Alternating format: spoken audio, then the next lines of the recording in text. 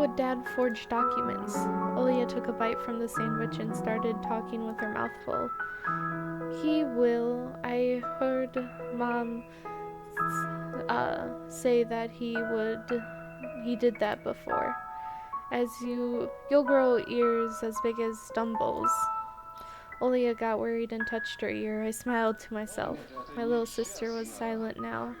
She just devoured bread, watching the adventures of Peter Pan, Tinker Bell, and James Hook, as if she got sucked into the fairy tale Neverland. To be honest, I also imagined myself there, in a land where one never ages, where no one argues over little things, where no one listens to fights and the sound of broken plates at night. I felt like I was dreaming with my eyes still open. Then my sister's scream pulled me to reality. Tony, shut the curtains fast. Why? No one's watching you. It's dark, and when it's dark, the owl comes. I'm scared. I got out of bed, fighting my drowsiness, and closed the curtains. I did my best not to look outside, towards the treetops, toward the taiga forest, which seemingly drew closer and closer. Of course, it was just a visual effect from the shadows of branches scraping the snow. Tony, Mom thinks I made the owl up, and Dad too. Thinks I'm a liar since I'm small. But the owl exists. Honestly it does. You believe me, right? That it comes every night and... I swiftly grabbed Olia's hand and looked her in the eyes. I was trying to transfer at least some of my courage and determination. But did I really have those qualities? Yes, I believe you, alright? And don't nag our parents about it anymore. They're already dealing with a lot, so they'll just get mad at you.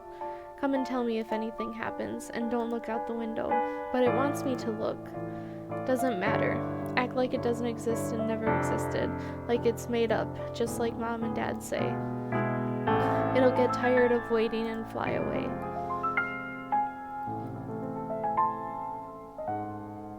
It was madness, but after everything that's happened recently, I was more and more inclined to believe Olia's owl existed.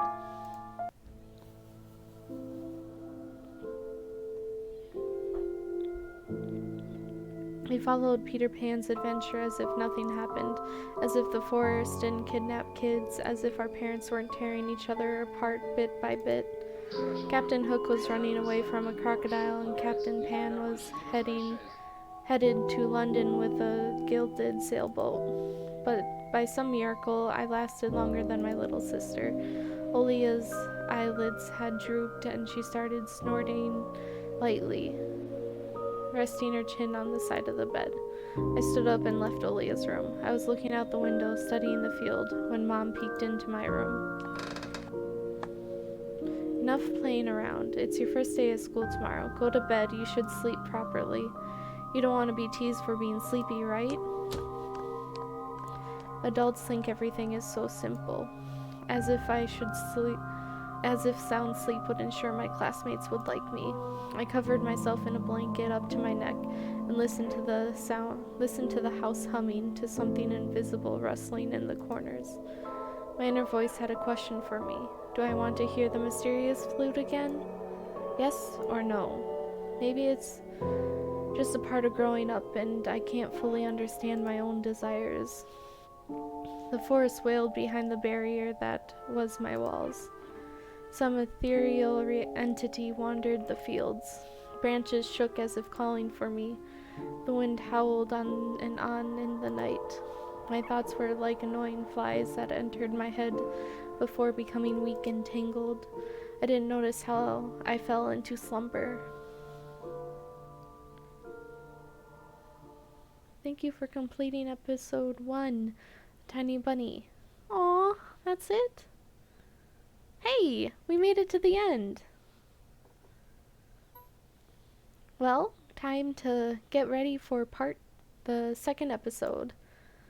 But I hope you enjoyed. Sorry this episode is so short. I hope you have a good day, and please leave a like if you enjoyed.